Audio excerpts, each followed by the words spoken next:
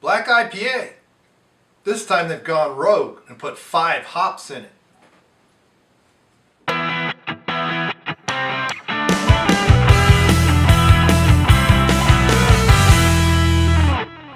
Hey, it's Brainmuffin back with a beer review, and here we have from Rogue, all the way on the West Coast, a 5-hop black IPA. Now, black IPA is pretty interesting. I actually had one in secondary years ago as a home brewer, right when Stone came out with one. It was like I had like 3 or 4 beers in a row where they were like stealing my recipes or something. It was very strange. It was a very interesting synchronicity. So when I saw this at Jungle Jim's the other day, I was like, I gotta try this. I haven't had a black IPA in several years. Some people are like, well, what's the difference between that and, say, a stout or something? Well, there's lots of differences. But basically, you take an IPA recipe, it's an interesting smell, and you end up with some dark malts. Now, I actually ended up using carafa malts that were de-bittered, so I didn't get the bitterness because I didn't want that porter/stout feel to it. But I wanted the but I used dark caramel malts and things like that, so I could get the characteristic IPA sweetness and malt feel without getting all that bitterness and turning into a real hoppy stout or something, which would technically be a porter. You can definitely taste the hops right on the nose. It almost sounds like a dry hopping. Obviously, hop aroma with slightly roasted malts to create the smooth, refreshing black IPA, the black sheep of our IPA family. So Carafa, so there they are. They use Carafa Specialty 2, which is typically a de-bittered malt. They use their own Rogue Farms Dare and Risk. I'm not sure, I guess that's a malt. Brewed using 11 ingredients. Munich malt, so that should give a nice malt feel. And usually I don't read these till afterwards. I'm just happen to see Carrera wheat malts. That's interesting. And their Liberty hops and the Rebel hops and PacMac yeast. So the PacMac yeast is their house yeast. Almost maybe everything they have is PacMac yeast. You can buy it. So the foam is very hoppy with just a hint of roasted malt. So those de-bittered malts, you're still going to get some of that roasted feeling, taste, but what you're not going to get is the bitterness from that roast. So basically the husk is what, my understanding, the husk is what has a lot of that bitterness, and they dehusk them after roasting, and that really helps to get rid of it. That's why it's called de-bittering. But those are usually from Belgium. I use them in I've got a black Abbey that I did years ago. I used it in that. I use that in the, you saw the review with the guys from WCBS on one of my home brews. That has de-bittered malts in it. That's trying to be a dark, kind of what I call a Belgian stout or Belgian porter. Probably stout because, I don't know. But there I'm trying to get the bitterness from hops. So technically it's a porter, but you know.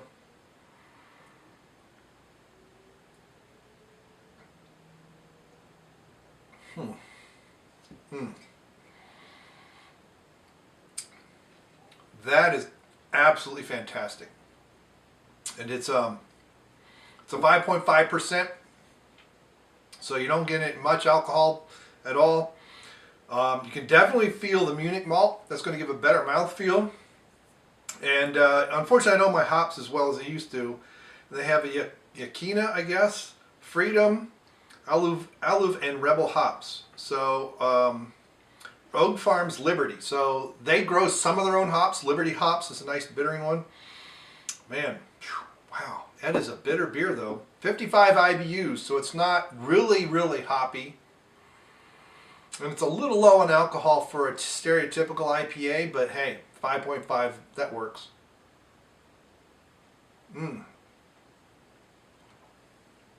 Great coloring. Can't really see through it.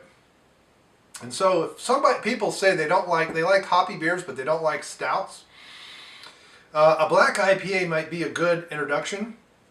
Also, if they don't, maybe they like some pales or whatever, because what you don't have is that deep, bitter, roasted malt, almost burnt coffee feeling at all.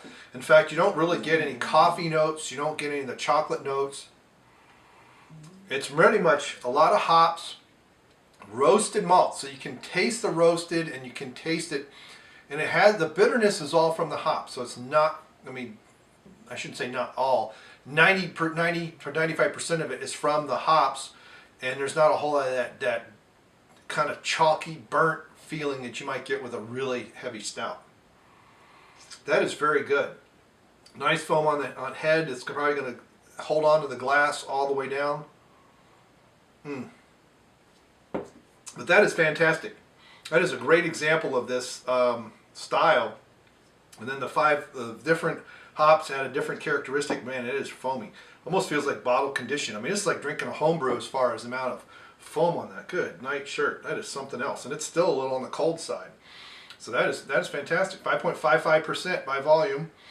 Ale brewed with 5 Rogue Farm hop varieties. So there you go. They did it their own. And some of them feel like they did it in secondary and dry because it has that texture of dry hop. Wet hop is a little bit different. It feels, to me, it feels slicker.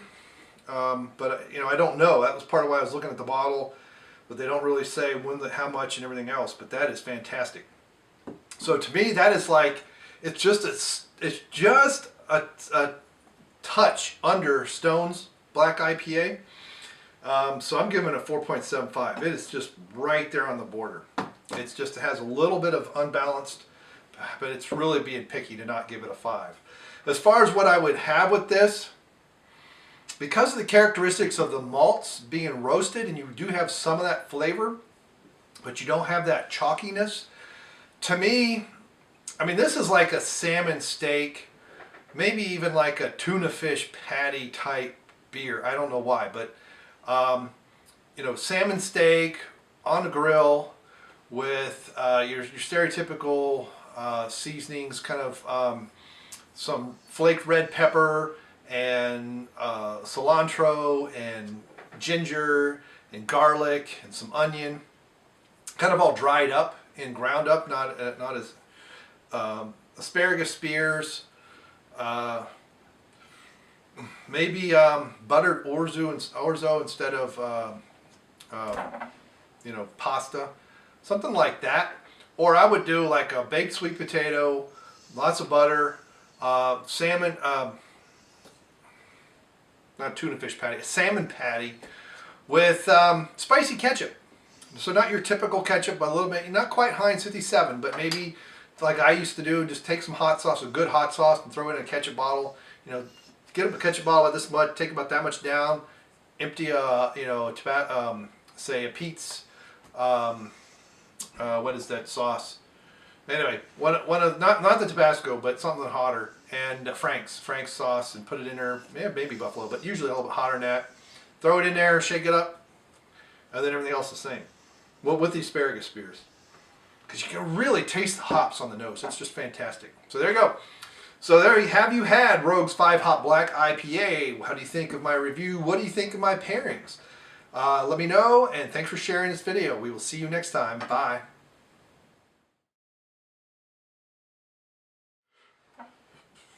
Really, Toby? You're going to sit underneath me and whine? I don't know why you're whining. It's cheese time. Cheese. Toby, no. Go sit down. I'm going to put that thing in the garage, doggies. Alright, so got a light bulb burnt out. How many watts? Oh no. My phone's downstairs too. Ugh. Alright. Okay, let's see what we got.